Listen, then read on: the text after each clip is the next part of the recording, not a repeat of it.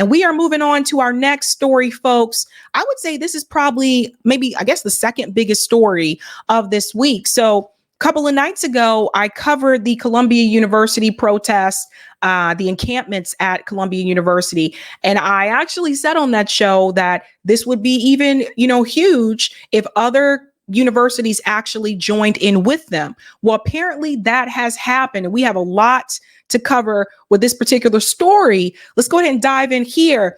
After more than 100 students from Barnard College and Columbia University were arrested at an encampment calling for the school to divest from Israel amid the country's deadly assault on Gaza, similar encampments have begun across the United States. And you can see the picture here: MIT, Emerson, Tufts, that's just here in the Boston area, Yale, Columbia, Barnard, NYU, the New School, University of Michigan, Washington University, Vanderbilt University, UNC Chapel Hill. There was also a walkout that actually, I just saw this video right before I went live in Washington State, one of the colleges there. The students were all walking out in solidarity with Columbia. So the worst thing that the media could have done was give so much attention to what was happening to the students that were protesting and having these encampments at Columbia University, because all that did was give more attention to it. And of course, that makes other students angry across the country, and they rise up to support them. One of their neighbor buddies here, NYU, they actually had faculty members join along as well. And I thought this was so brave of the faculty, because they'll get rid of you. They will let you go. It says, Party for Socialism and Liberation says breaking NYU faculty have formed a chain around Gaza solidarity encampments as student organizers prepare to pray. So this is what the police were so frightened of. أشهد أن لا إله إلا الله أشهد أن لا إله إلا الله أشهد أن محمد رسول الله. Yeah, so those are faculty members at NYU. They're basically linking hands. This kind of reminded me of, do you guys remember this commercial, this thing called Hands Across America? I don't know if everyone remembers this. It was actually referenced in the movie Us. If you guys saw the movie Us, that's what it kind of reminded me of, that they're standing there in solidarity with the students. And you got to give it up to them for that, because like I said, they're kind of risking their careers there. Now, you guys, I told you that they arrested a lot of those protesters outside of Columbia University. And I want to go on the record here saying this based on what I've seen and based on what I've heard from people who were actually there. The protesters were not being violent. They were peacefully protesting. They were reading, scripture, etc., in solidarity. It was actually the president of Columbia University who basically called in for the NYPD to come and arrest them, remove them. And that is what happened here. Well, that actually caused more people to come out in support. Happening right now, massive crowd of faculty walk out in solidarity with students and with the movement for Palestine at Columbia University. So the crowd actually increased when they started arresting people. Listen to this.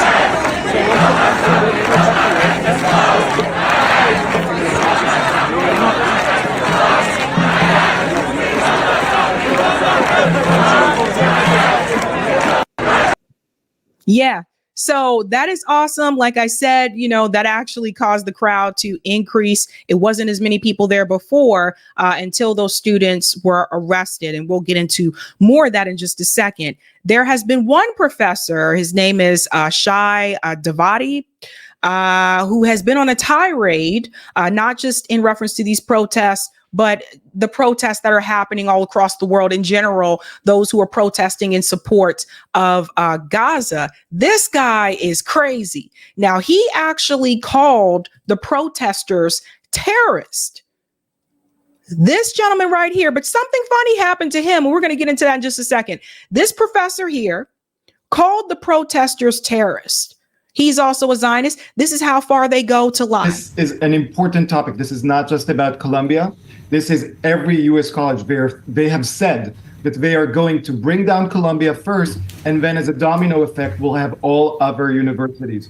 But I want to make clear one thing before I talk about my own actions. What we're seeing now at Columbia, and I don't use this word lightly, we're not seeing ideological war. We're not seeing support for terrorism. We are seeing terrorism. Last night, we had at Columbia a protester, one of the protesters in the student mob, holding a sign calling the El Qassam Brigade, the Hamas military wing, to kill Jewish students with an arrow pointing at the Jewish students that were standing there. Right? We are seeing Hamas on campus, and this makes President Minu Shafiq a Hamas supporter. Every minute that she does not let in the NYPD, because she's not letting them in. That's why you see the NYPD outside and the terrorists inside. We've had the leader of the domestic terrorist organization within our lifetime. They had a wedding for her yesterday inside. She snuck in. You see the video you're showing right now? There is a suspended student, the one with the bullhorn, that's a suspended. They've been suspended for 2.5 weeks. They're a radical organizer that brought in a PFLP terrorist to campus. They're supposed to be suspended from campus. President Minu Shafiq supports Hamas. President Minu Shafiq supports Islamic Jihad, because every minute that she doesn't let the NYPD clear out these terrorists from campus, she's a terrorist supporter. And I stand by my word.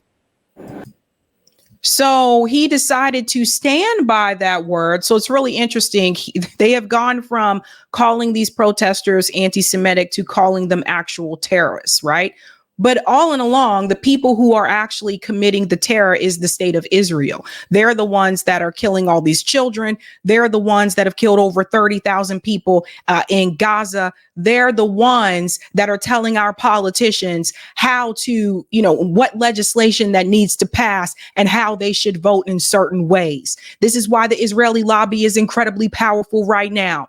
You cannot continue to have organizations like the ADL and AIPAC embedded in our electoral system. And they have been embedded in there for quite some time. But, Shai got a rude awakening. Shai got a rude awakening because after he made that statement, he found out that all of a sudden his ID card had restricted access. Say what? Thank you, Dr. Anastasia. Jewish Israeli professor has an absolute meltdown as he tries to go into Columbia University, but his card has been deactivated. Get out of here. Media in, is the university keeping the media out? This is the COO of the university. Are we not letting the media in? What? Can you back up, please? My card has been deactivated? Why? Can you back up, please? Wait. Everybody, my card has been deactivated. This is Cass Holloway, the COO. This is Gerald Lewis. They were in the meeting where I asked them if Hamas is a terror organization, and they couldn't say that it is a terrorist organization. Why? I'm a professor here. Why can't I? Shai, No. Speak out loud so the media. Shai, we are willing to take you to the math lawn. No, I am a professor here. We have a Whoa, everybody quiet. I am a professor here. I have every right to be everywhere on campus. You cannot let people that support Hamas on campus and me, a professor, not go on campus. Let me in now. Let us in. No. Oh, the victim mentality that he has, huh? You see what I mean? Remember what I told you before? Look at his face. He looks crazy.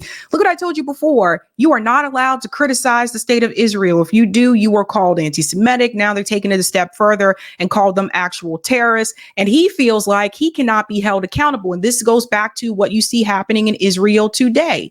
For the longest time, Israel has not been held accountable in reference to what they've done to the Palestinian people. And our politicians know what's happening to those people. They've known for a long time. Barack Obama knew. He even made a statement about it back when he was president. They've all been aware, but they are all in bed, most of them in bed with the Israeli lobby. And that is why they will not hold Israel accountable. So he's being held accountable. So he's not happy. No. Are you not letting a professor go on? Let him in! Let him in! And you know Let Shai in! Let Shai in! No, you're you're gonna let me, no, you're gonna let me everywhere you're gonna let me in any public space on campus, and you know this. If you are not allowed there, then you say that you're not allowed there. I am allowed there.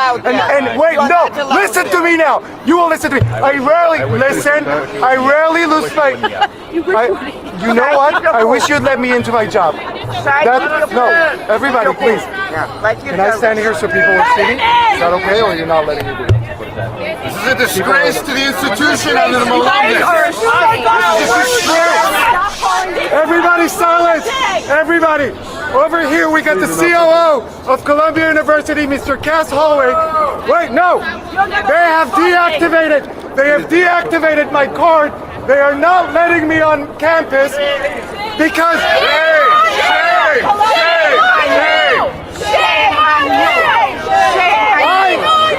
I have not just a civil right as a Jewish person to be on campus. I have a right as a professor employed by the university to be on.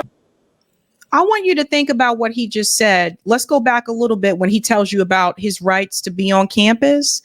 Listen to what he says. I have not just a civil right as a Jewish person to be on campus. I have a right. That right there. You see that? He said that he has a civil right as a Jewish person to be on campus. I'm going to explain to you what that means a little bit later on in reference to Columbia University, because a lot of people are aware that live in that area that Columbia is known as a Zio Institute. That is what it's known as. But do you hear this? He has the right because he is Jewish. But those students who are calmly protesting don't have the right to be there, according to him. Now, who is more unhinged at this point in time? The student sitting on the lawn or him? As a professor employed by the university to be on campus. They deactivated my card.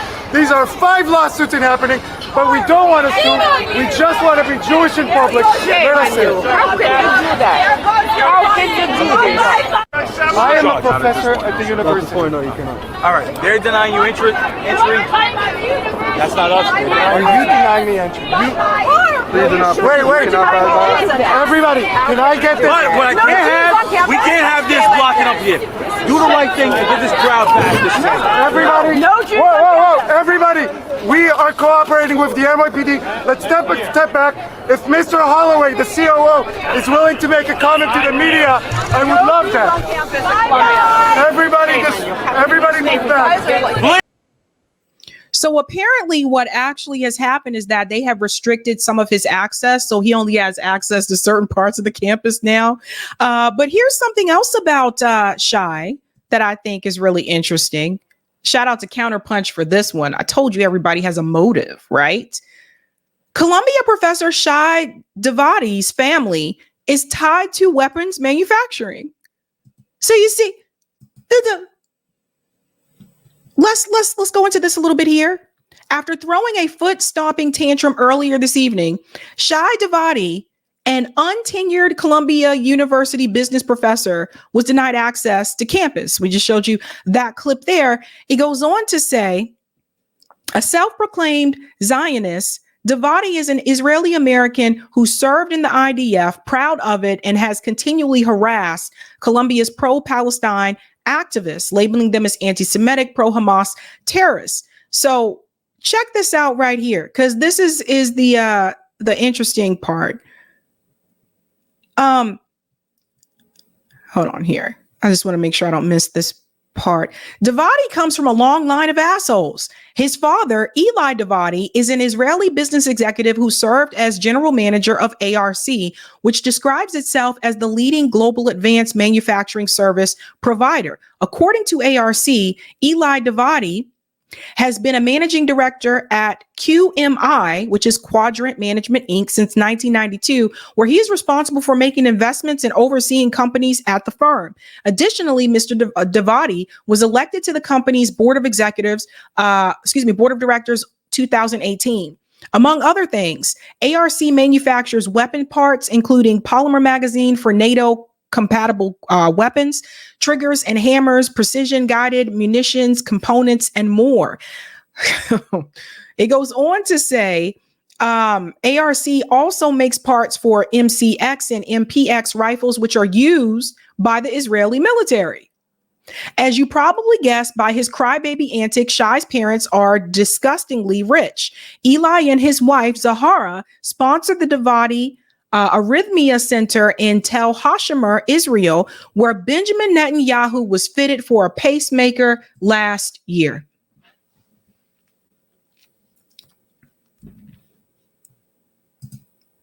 I told you there's usually a motive. So that's his craziness.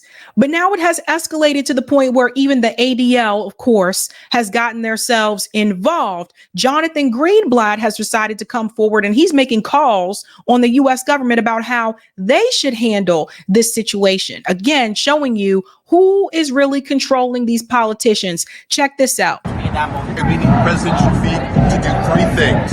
Number one, we need NYPD back on this campus, or bring in the National Guard. Number one, he said, bring the NYPD back on campus or bring in the National Guard.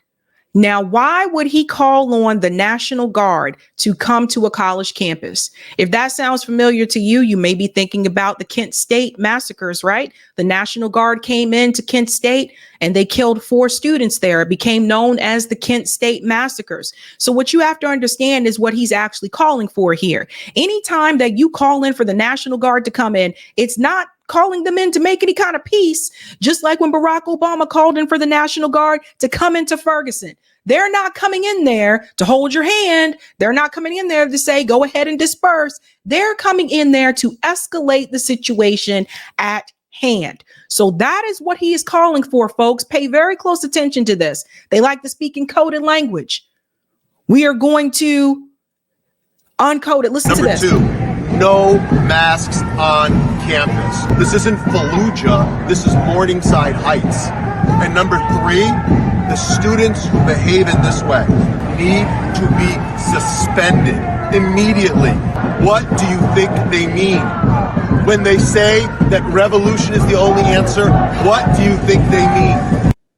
They mean that we are not going to get through this through a political process because organizations like the ADL and AIPAC have a lot of power when it comes to our politicians in this country. That is why they're calling for that. Because when organizations like yours, Jonathan, has bought off these politicians, and organizations like AIPAC has bought off these politicians, even when they know what is happening to the Palestinian people is wrong, they have already signed on the dotted line to pledge some type of allegiance to the state of Israel, state that they don't even live in, before they take care of the people in this country.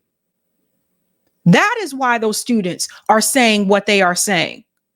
So he's asking for 3 things to happen. He wants the National Guard to come in and escalate the violence towards those protesters. 2, he's asking for those students that are protesting to be permanently suspended from the school. Last time I checked, Jonathan doesn't work at the University of Columbia. Columbia University. He's not the president of Columbia University. But once again, here he comes making demands to the politicians, making demands to the presidents of these universities, just like he made demands in reference to TikTok. These organizations have way too much power. And I'll explain to you in a second why he's making the demands that he's making, why so much attention is on Columbia University. And it's very important that people understand that. These are the things that he wants to happen. You see who's controlling the government? You see who's controlling? I told you, these organizations, the donor class. Now, you'll see so here, where the police did come in. So the NYPD, they came in and they did arrest students on Columbia's campus. Again, these were peaceful protesters.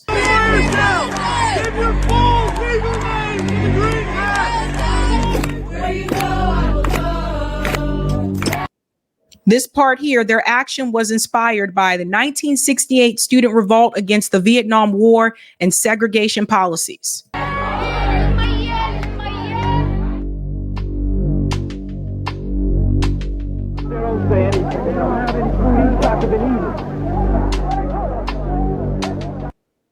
They're speaking to what happened in the 60s, in which 1,000 students occupied 5 buildings, demanding the school cut ties with a Pentagon war research think tank. So you see, again, these things have been done before.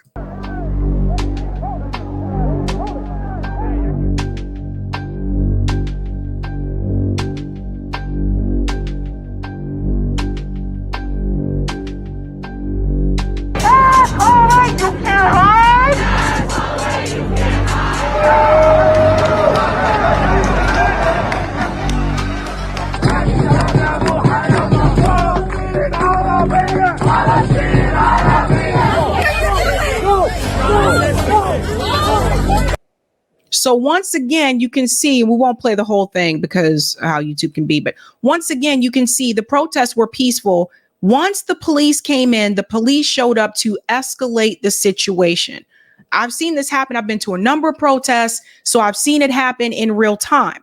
Now, when we move on to this piece here, they also arrested NYU faculty members. They arrested them for participating in the protests.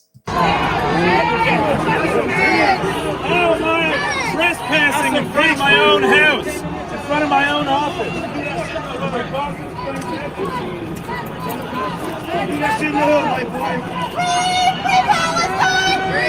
Free Palestine! Free Palestine!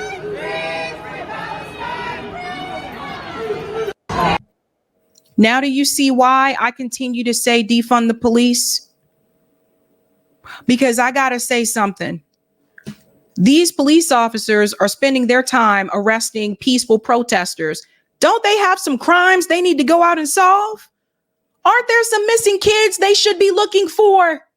Shouldn't they be trying to break some of these cold cases that haven't been solved? Shouldn't they be out trying to catch these killers, murderers on the street? Shouldn't they be doing that? No, but this is what the money is going towards. Tax dollars going towards the NYPD, and they're out here spending their time arresting peaceful protesters as if there are no other pressing issues.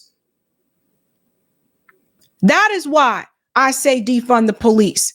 They're not solving any damn crimes. 0.02% of crime. So the solidarity actually spread with Columbia University. And I said, hells to the yeah. You'll see here in New Haven, Connecticut, after Yale students actually were protesting and some of them were arrested, the students and New Haven residents took to the street and shut down an intersection. So let's check this out here. So here's another one that you can see. Down with genocide! Down with genocide! Free, free, free Palestine! Free, free, free Palestine! Free, free Palestine! Free, free Palestine! Free, free, free Palestine! Free, free Palestine! Free, free, free Palestine! Free, free, free Palestine! So this was awesome. This was here in New Haven, Connecticut. So I thought that was really great. Now, what's really important after those arrests happen, you have to think back to the university president, Columbia University's president. She was the one that brought them in. She was the one that made the call for the police to come in and remove the students. Now, why would she do that if they were having peaceful protests? Were they being anti-Semitic? Were their protests actually threatening anyone? Well, you can see her answer that question for yourself here. Ilhan Omar is asking her that question. And we'll have to remember that Ilhan Omar's daughter was also one of the ones that were arrested. See, this is the revealing moment. I have seen, we have had pro-Israeli demonstrations on campus. No. But just not a protest that was not, against Muslims. No, I have Have you not seen one against Arabs? No, I have not. Have you seen one against Palestinians? No, I have not. Have you seen against one against Jewish people? Have you seen a protest saying we are against Jewish people? No, I have seen. Okay, thank you for that clarification. There has been a rise in targeting and harassment against anti-war protesters because it's been pro-war and anti-war protesters is what it seems like, correct? Correct. There has been. Okay, thank you. Now that is the president of Columbia University letting you know that the protests were not anti-Semitic. Now, what's really interesting there, I'm glad that Ilhan Omar got her to say that and ask her that question. But at the same time, President Biden said they were anti-Semitic, and he said it on Fox News. He said that they were. Joe Biden wasn't there at all. He's just repeating AIPAC talking points. And Ilhan Omar is endorsing and supporting Joe Biden. So she's still a part of the problem. This is why these things are very revealing. Now, why would she call in the police if the protests weren't violent and they weren't anti-Semitic? Because that's what she was ordered to do.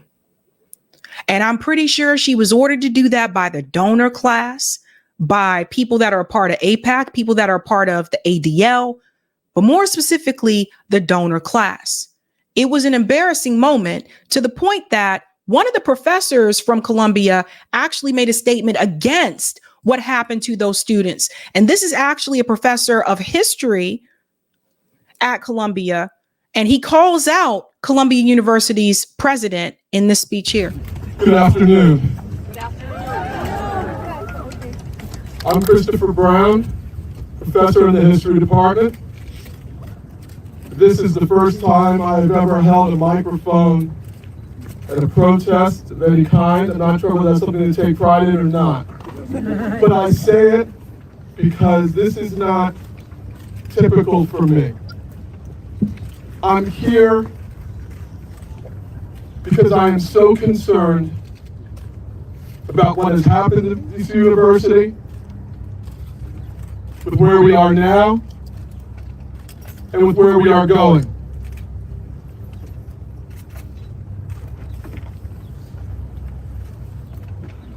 Thursday, April 18, 2024 will be remembered as a shameful day in Columbia's history.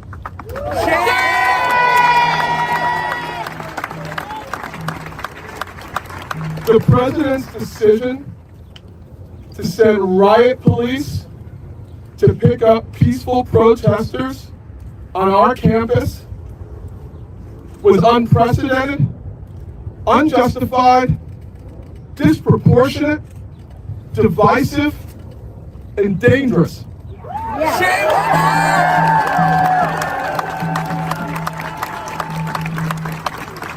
We are fortunate. We don't know how fortunate we are. We are fortunate that no one was hurt. With that kind of show of force, with those all. Yeah.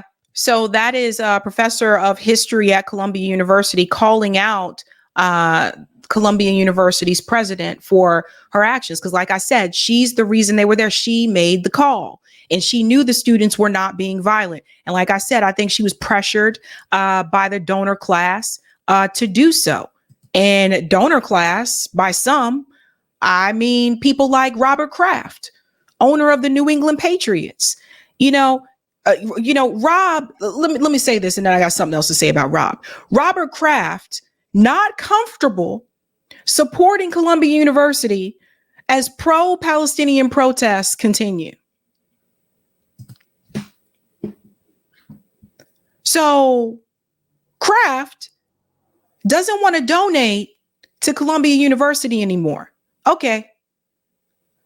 Bye, Robert. That's what needs to happen. Leave. No one cares.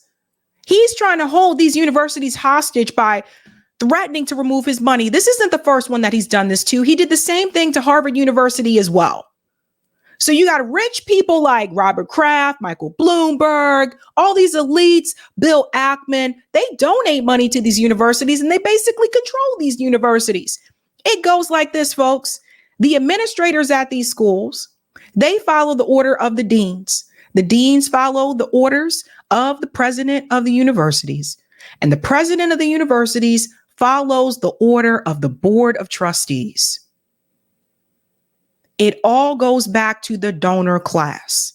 It really has nothing to do with you at all. It has nothing to do with the students. It has nothing to do with the education. They're not schools anymore. They're businesses. This is why you don't see me in higher ed anymore. This is why I don't work in higher ed anymore, because I saw this and I saw how a lot of the decisions that they would make, even if they were a waste of money, didn't make any sense. They were doing what the chain of command wanted them to do. And it all goes back to the donor class. So my advice to Kraft is maybe you should mind your own business when it comes to higher education institutions. And how about you focus on helping the Patriots win some damn games? Can you do that, Robert? How about you focus on the Patriots? And you can take your money with you. Now, why is this important? You'll see who the university supports when you see this video from Caleb Maupin. Look at the balloons outside the university. Listen to what Caleb said here. Hey, so we're here outside of Columbia University where the students are planning a walkout at 1 p.m. to protest against Israel. One thing that I thought is worth noting is the gates of the campus. I don't know if you can see there, but the gates of the campus have been decorated with balloons that are white and blue, the colors of the Israeli flag, showing that the university is firmly in Israel's camp despite the views of the students. Very interesting. You hear that? The university is in Israel's camp. And it's not just Columbia. A lot of them are in Israel's camp. They're also in the camp of weapon contractors as well. Now, why is all the attention on Columbia University? We got to get back to that point. I'm going to show you why. This is what they are really afraid of. When they hear students chanting divest, you got to remember, universities have done this before. They've actually divested when it came to apartheid South Africa. Listen to this. If you're wondering why all this attention is being paid to Columbia University, it's simple. Columbia is probably going to be the stone that begins the avalanche that dismantles Israeli apartheid. Let me explain in the plainest terms. All of these activist movements begin on college campuses. During the Vietnam backlash, that movement began with teach-ins on college campuses and expanded from there. Columbia is the most significant campus symbolically right now. First, it's an Ivy. Second, it's in the Zionist capital of everywhere in the world outside of Tel Aviv, the Upper West Side, Manhattan, and the administration is obscenely rabid and hypocritical in its crackdown. Not surprising to me, I went to Columbia School of General Studies after I got out of the Army and had to go through with that program with some dumbass ex-IDF soldiers. They'd let anyone in that was IDF. Administration, obviously Zionist to the core, is terrified because Columbia has an established tradition of divestment. Vietnam industries, fossil fuels, South African apartheid, and entrenched divestment takes years, but it eventually happens, and it's happening rapidly at an unprecedented rate. So the administration is just reacting, not responding, calling cops on a bunch of rich kids, many of them Jewish, and arresting them for protesting in a designated area. They make a phone call to a prominent alumni at CNN and start pumping that pro-Israel rhetoric, painting these 19-year-old kids as terrorist sympathizers, calling the White House while ignoring the fact that literally every university in Gaza has been systematically destroyed. I don't want to get into Columbia's diversified investment portfolio or the fact that it owns way too much real estate in New York City. The important thing is that if Columbia University can divest and its suppressive ethno-supremacist administration can be lashed back into line, well, then it can happen to the majority of college campuses in the U.S. Then it will spread to Europe. And that's the game, because that's the future. It establishes a precedent for institutional divestment, and that's the first step in mass normalization. So these students need to be supported at all costs. Hypocrisy and oppression breed resistance, so thanks, White House, for your statement on this matter. Don't downplay the practical and symbolic significance of this movement. Here it begins. I might swing by to grab some old furniture next week. Who knows? Cheers and keep going. Obviously, I'm not really a classroom person. I don't fucks with the classroom, but if this actually works, I've got 1.5 years left on my degree. I might go back and finish it if the administration changes, because the administration is definitely not going to readmit me. There's no way.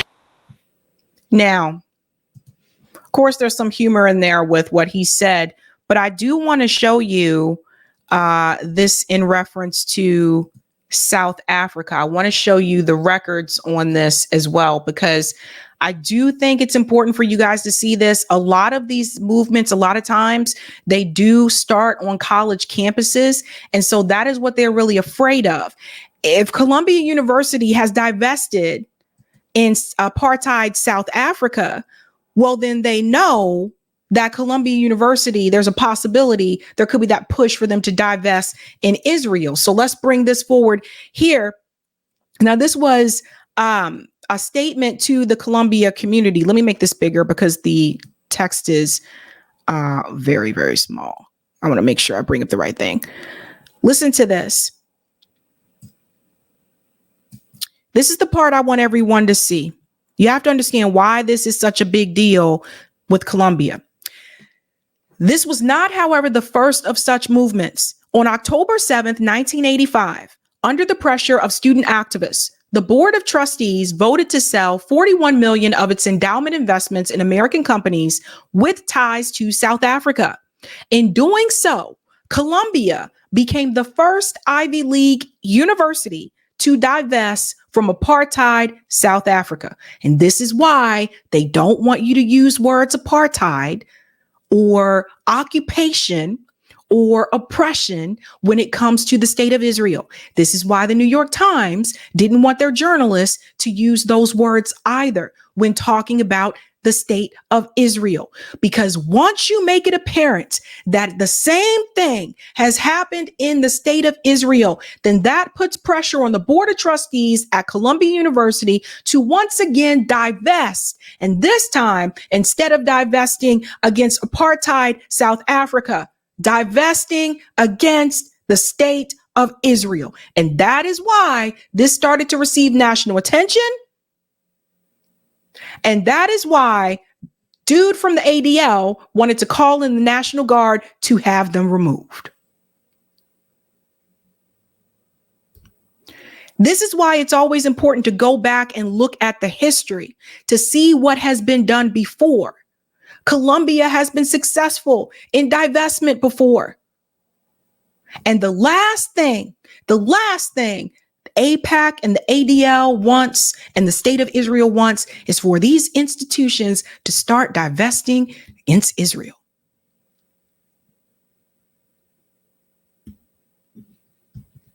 Power to the students. They're doing the damn thing. And when I say keep up the fight, they are doing it.